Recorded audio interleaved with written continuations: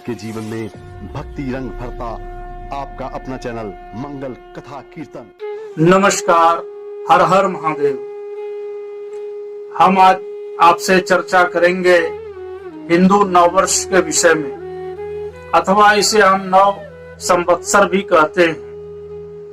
चैत्र शुक्ल पक्ष प्रतिपदा के दिन में यह हमारा हिंदू नववर्ष प्रारंभ होता है और हमारा हिंदू नववर्ष ही सर्वश्रेष्ठ है। पूरे विश्व भर में माना जाता है और पूरे विश्व भर में बसे हुए सभी लोगों को हिंदू नववर्ष की हार्दिक शुभकामनाएं। बहुत बहुत सभी को बधाई हो इस अवसर पर, सभी का जीवन सुखमय हो। और इस पुनीत अवसर पर क्या करना चाहिए, यह क्यों मनाया जाता है, उसके विषय में हम आपसे चर्चा करते हैं। तो चैत्र शुक्ल पक्ष गुड़ी पाड़वा के दिन ही हमारे नववत्सर का प्रारंभ होता है, क्योंकि ब्रह्म पुराण के अनुसार भगवान ब्रह्मा जी के द्वारा सृष्टि की रचना का प्रारंभ हुआ था आज के ही दिवस में, चैत्र शुक्ल पक्ष प्रतिपदा के दिन। और उस दिन क्या हुआ, तो विक्रम संवत्सर का प्रारंभ हुआ। तो सम्राट विक्रमादित्य ने शकों को पराजित किया आज के दिन में, और जिससे कि विक्रम संवत्सर का प्रारंभ हुआ। और उसके विषय व्यवस्था यह होती है कि संपूर्ण देश भर में नव संवत्सर के अनुसार यह मनाया जाता है। तो इस संवत्सर का जो नाम है वो आनंद है। इस वर्ष का राजा भी मंगल हैं, इस वर्ष के मंत्री भी मंगल हैं, दोनों एक ही हैं। तो ये वर्ष भी किस प्रकार से होगा, ये भी एक सबसे महत्वपूर्ण है और जानने योग्य है।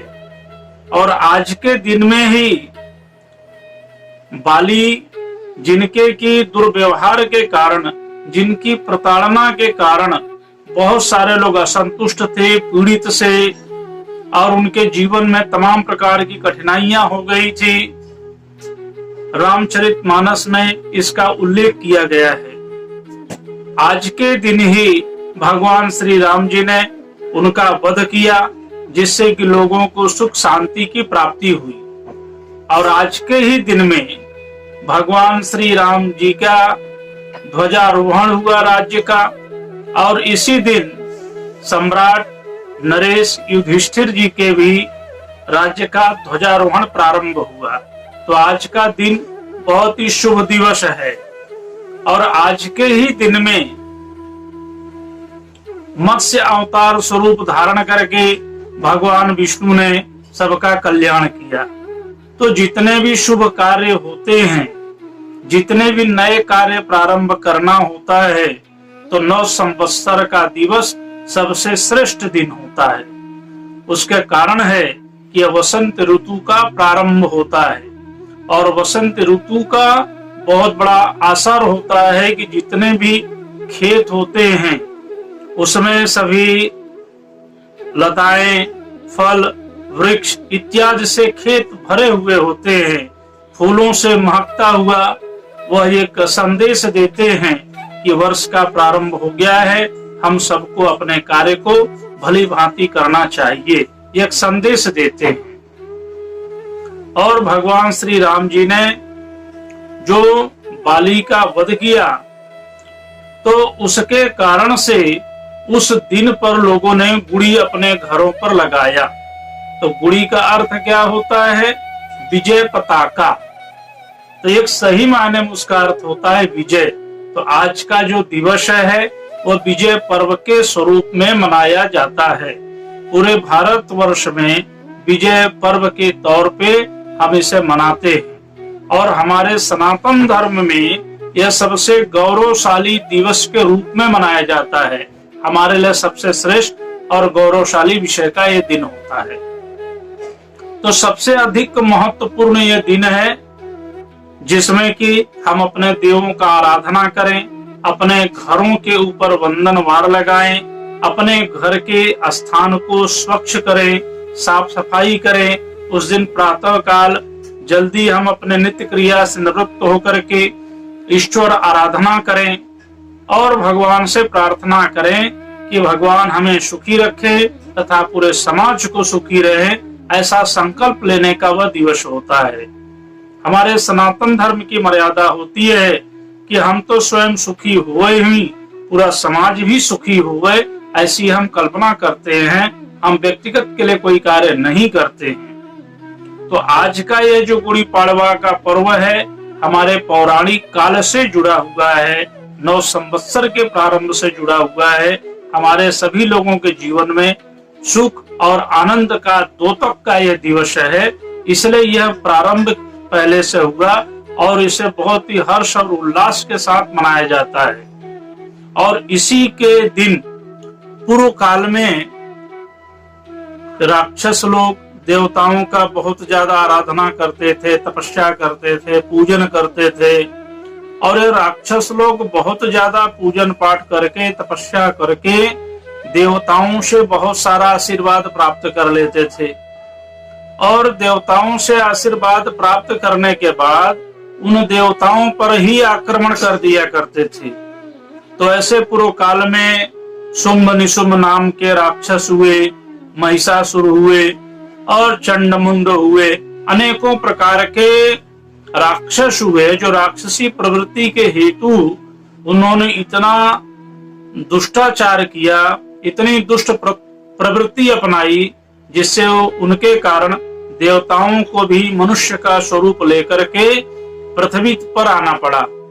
तो ऐसी स्थिति में देवताओं ने विचार किया कि अब हमें कोई इस प्रकार से शक्ति की आवश्यकता है जो शक्ति इन सभी लोगों का विनाश कर सके और पुनः देवताओं को स्थापित कर सके। उसके विषय में देवताओं की एक बैठक हुई और उसके अंदर यह निर्णय लिया गया कि ऐसे किसी शक्ति का हमें निर्माण करना चाहिए। तो सभी देवताओं का जब एकत्रीकरण हुआ तो सभी ने अपने शरीर से अपने तेज को बाहर निकाला और धीरे धीरे जैसे सबका तेज एकत्रित होने लगा, एकत्रित होकर के एक मानो जिस प्रकार से एक मूर्ति के भांति तैयार हो गया। और माँ पार्वती जी ने अपना स्वरूप उन्हें प्रदान किया, एक स्त्री का स्वरूप प्रदान किया। और भगवान शंकर जी ने उनको अपना त्रिशूल दिया, भगवान विष्णु ने अपना गदा दिया। और इस तरह से सभी देवी देवताओं ने अपने अस्त्र शस्त्र के द्वारा उस आदि शक्ति जगदम्बा को पूरित किया।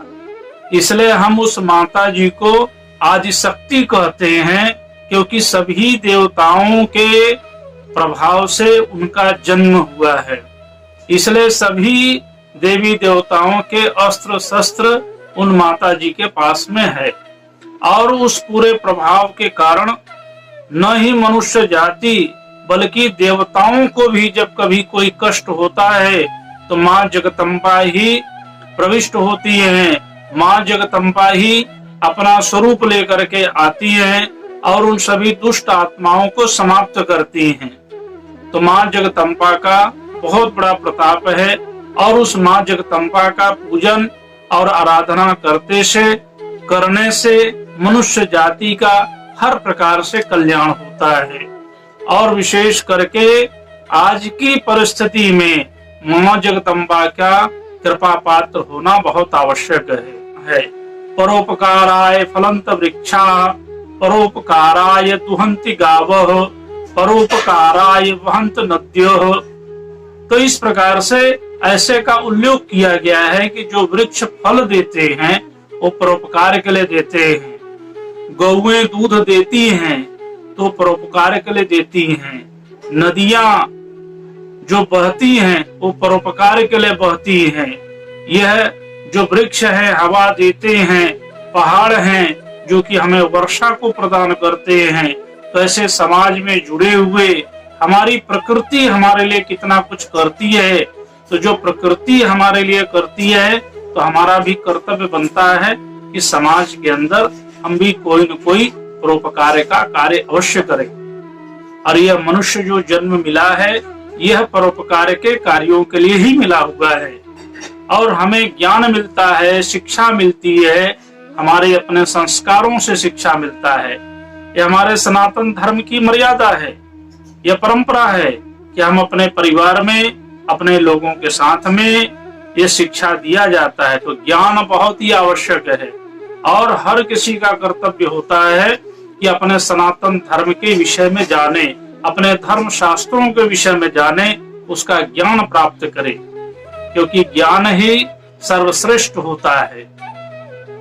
और इसलिए उसके लिए निरंतर प्रयास करना आवश्यक है। एषा न विद्या तपो न दानम, ज्ञानम न शीलम न गुणो न धर्मः। यह हमारे सनातन धर्म की व्याख्या है कि जिसके अंदर ज्ञान नहीं है, विद्या नहीं है, बुद्धि नहीं है, किसी भी कार्य के प्रति उसके अंदर कोई जानकारी नहीं है, न शिक्षा ग्रहण करने में उसके अंदर रुचि है, न किसी कार्य करने में रुचि है, न किसी का सहयोग करने में रुचि है, ऐसा व्यक्ति वह मनुष्य के मात्र में केवल है, परंतु वो पशु के समान माना जाता है। तो ज्ञान का अर्जन होना चाहिए, व्यक्ति को गुणवान बनने की आवश्यकता होती है। तो आज का जो दिन है ये सभी प्रकार के मुहूर्तों के लिए भी श्रेष्ठ होता है। हमें नूतन गृह प्रवेश करने के लिए, किसी नए कार्य के प्रारंभ करने के लिए यह सबसे श्रेष्ठ दिवस होता है। और आज के दिन ही विश्व का सबसे बड़ा एक संस्था, जो कि आज पूरे भारत भर के अलावा बल्कि पूरे विश्व भर में जाना जाता है, उसका नाम है राष्ट्रीय स्वयंसेवक संघ, जिसका की कार्य होता है और उसकी अपनी एक मर्यादा होती है। शाखाओं के अंदर यह सिखाया जाता है राष्ट्र की सेवा करना। हम न तो राष्ट्र की पूर्ण तरह सेवा ही करते हैं, बल्कि हम राष्ट्र को पूजते भी हैं। हमारे यहाँ का मूल मंत्र है राष्ट्र देवो भव। राष्ट्र का पूजन भी आवश्यक है, राष्ट्र का चिंतन भी आवश्यक है। और जो व्यक्ति अपने राष्ट्र का चिंतन करता है वही सही मायने में देशभक्त भी माना जाता है। तो इस नाते भी कि आज के दिन ही उसके एक मूल स्थापना हुआ, जिसका कि एक फल पूरे विश्व भर में चल रहा है। तो राष्ट्रीय स्वयंसेवक संघ भी पूरे विश्व भर में अपने अनुसार कार्य कर रहा है। इन्हीं नवरात्र के दिनों में ही आर्य समाज की स्थापना हुआ। किसी कालखंड में जब कर्मकांड आदि की दुर्व्यवस्था अधिक प्रबल होने लगी, तो ऐसे समय में महर्षि दयानंद सरस्वती ने अपने मित्रों के साथ, अपने सहयोगियों के साथ आर्य समाज की स्थापना किया, जिसका कि मूल उद्देश्य था वेदों की रक्षा करना। वेद ही मूल हैं, जो कि लाखों वर्ष पहले लिखे गए हैं, जिसमें ज्ञान, वैराग्य, अर्थव्यवस्था, राजनीति, सारी चीजें उसके अंदर बताई गई हैं। ऋग्वेद, यजुर्वेद, सामवेद, अथर्ववेद, चारों वेदों की जो व्याख्या हमारे यहाँ पर की गई है, पूरे विश्व के सबसे अधिक सारे ज्ञान उसी से निकले हुए हैं। वेदों के आधार पे पुराण हैं, वेदों के आधार पे शास्त्र हैं, विश्व की सारी भाषाएं भी उस वेदों के माध्यम से हैं, पूरी संस्कृति भी वेदों के माध्यम से है। तो वेदों की रक्षा करने के हेतु भी इन दिनों में ही उनकी स्थापना की गई। तो वेद का भी रक्षा होना चाहिए। हमारे शास्त्रों में हर विषय के हेतु अलग अलग कार्य किए गए हैं। तो आज का दिन बहुत ही शुभ है और अनेकों प्रकार से दृष्टांत हमने दिए। तो आज का दिन के शुभ हेतु आप सबको बहुत बहुत शुभकामनाएं। आपके अपने चैनल को सब्सक्राइब करना ना भूलें, साथ ही बेल आइकन भी दबाएं।